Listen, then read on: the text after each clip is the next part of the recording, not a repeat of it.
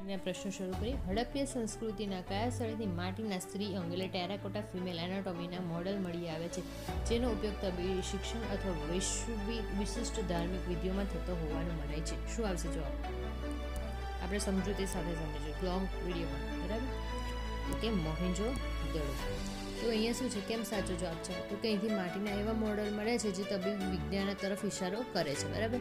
લોથલ અને હડપ્પામાં રમકડા વધુ મળ્યા છે, પરંતુ તે આ પ્રકારના એનાટોમી મોડલ્સ નથી, બરાબર? એ મોહેંજો-દડોની વિશેષતા છે, બરાબર? ચલો આગળનો પ્રશ્ન જોઈએ.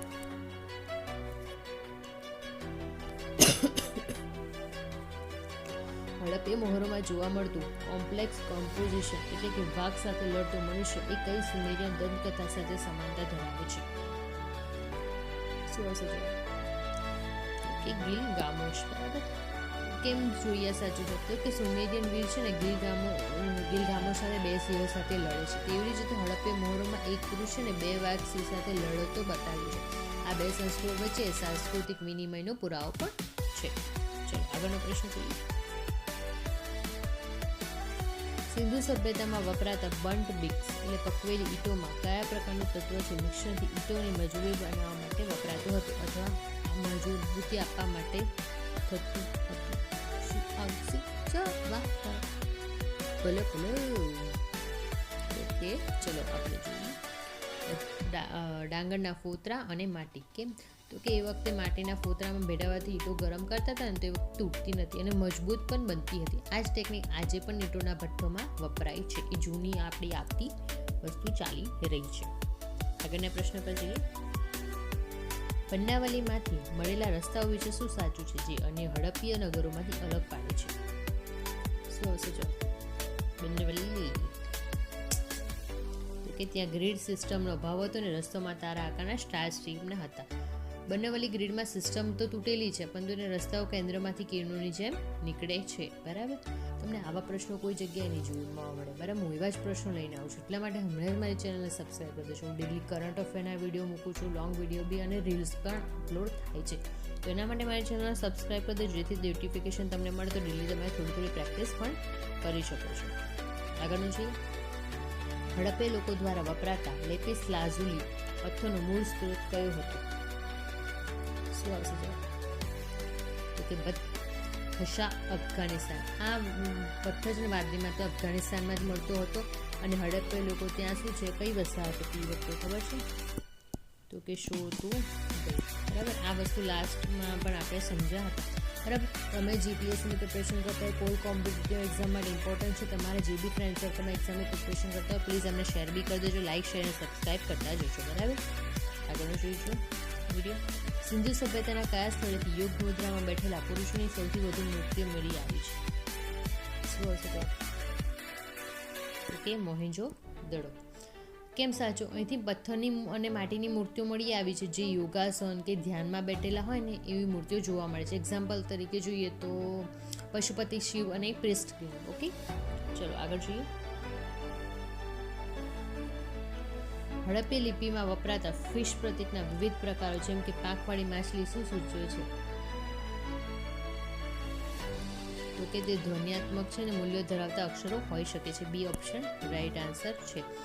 આધુનિક લિપિશાસ્ત્રીઓ માને છે કે ચિહ્નો માત્ર ચિત્ર નથી, પરંતુ કોઈ અવાજ કે શબ્દો રજૂ કરે છે. આગળનું જોઈએ. હડપ્પે કાર્ડના સીલ સ્ટેમ્પલિંગના પુરાવા કયા વિદેશી સ્થળોથી મળ્યા છે જે સાબિત કરે છે કે હડપ્પીય વેપારીઓ ત્યાં રહેતા હતા? તો કે ઉમ્મા અને ઉર, બરાબર? મેસોપોટેમિયાના આ શહેરોમાંથી હડપ્પીય મોહરો અને ત્યાંના સ્થાનિક મહેલોના વસ્તીઓ પણ હોવાના પુરાવા મળી આવ્યા છે, બરાબર?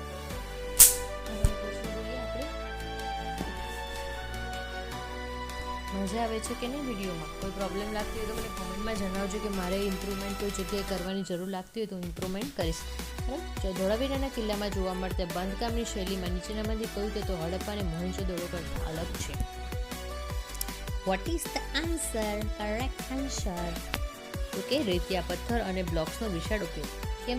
તો કે ધોળાવીરામાં ઈંટો કરતાં પથ્થરનો ઉપયોગ ઘણો વધારે છે, કારણ કે તે પથ્થરના રણમાં વિસ્તારમાં આવેલું હતું, બરાબર? આગળનો પ્રશ્ન જોઈએ. હડપ્પીય સંસ્કૃતિના રથમાં ના પુરાવા મળ્યા છે, પણ તેમાં વપરાતા ગાડા વપરાતા પૈડા કેવા હતા? જવાબ હવે તો જીપીએસસીના પેપર 70 પેજ લાંબા આવે છે. એસટીએનું પેપર 70 પેજ. તમારે ફટાફટ જવાબ આપવા જોઈએ. તો કે નક્કર પૈડા, જેમાં આરા નહોતા. બરાબર, ટિક કરી દઉં. બરાબર, કે આરાવાળા પૈડા કોણ લાયા? તો કે આર્યો લાયા. હડપ્ય પૈડા હતા, પણ શું તો લાકડાના સળંગ ટુકડામાંથી બનેલા હતા, જે કેવા હતા? તો કે સોલિડ હતા. બરાબર, આગળનો પ્રશ્ન જોઈએ. હડપ્ય મોર્ફિટસ પીપળના પાન અને બળદના ચિત્રો પાછળનું ઊંડું આધ્યાત્મિક કારણ શું હોઈ શકે?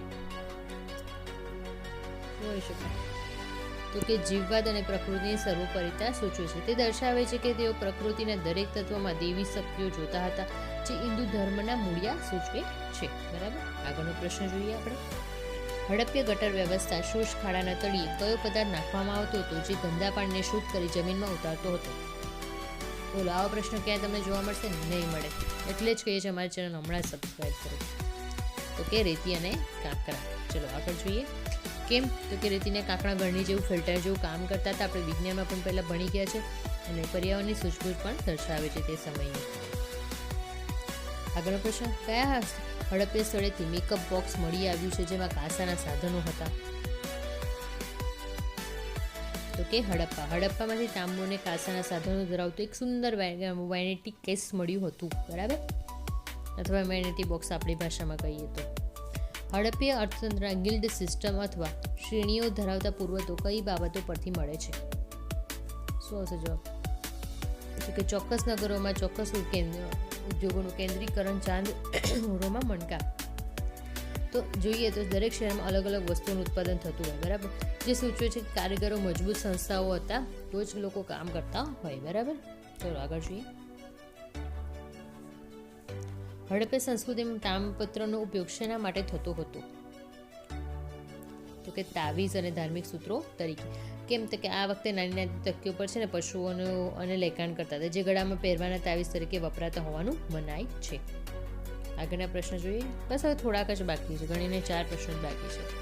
સિંધુ સભ્યતાના કયા સ્થળથી ધ માન્ચેસ્ટર ઓફ હરપ્પાન સેપેલિયન્સ કહેવામાં આવી છે? શું આપશે જવાબ? મેરા જવાબ આ ગયા, લોથલ. કેમ? તો કે તેનો કાપડ ઉદ્યોગ અને વેપારી પ્રવૃત્તિના કારણે તેને માન્ચેસ્ટરની ઉપમા આપવામાં આવી છે. આગળ જોઈએ પ્રશ્ન. હડપ્પે લોકો ખગોળશાસ્ત્ર અને એસ્ટ્રોનોમી જાણતા હતા, તેનો સૌથી મજબૂત પુરાવો કયો છે?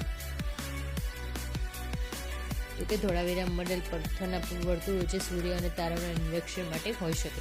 ધોળાવીરામાં છે પથ્થરના ગોળાકાર સ્તંભો મળી આવે, જે સૂર્યની ગતિ માપવા માટે વપરાતા હોવાનું પુરાતત્વવાદોનું અભિમાન છે, કતાય માને છે. આગળ જોઈએ. હડપ્પે સંસ્કૃતિમાં શતરંજ જેવી રમત પ્રચલિત હતી, તો તેના પાસા અને બોર્ડ ક્યાંથી આવ્યા? તો કે લોથલ અને હડપ્પા. લોથલના માટીના પાસા હતા અને બોર્ડના અવશેષો મળ્યા છે, જે આજના ચેસના એટલે ચોપાટ જેવા દેખાય છે. ચલો આગળ જોઈએ પ્રશ્ન.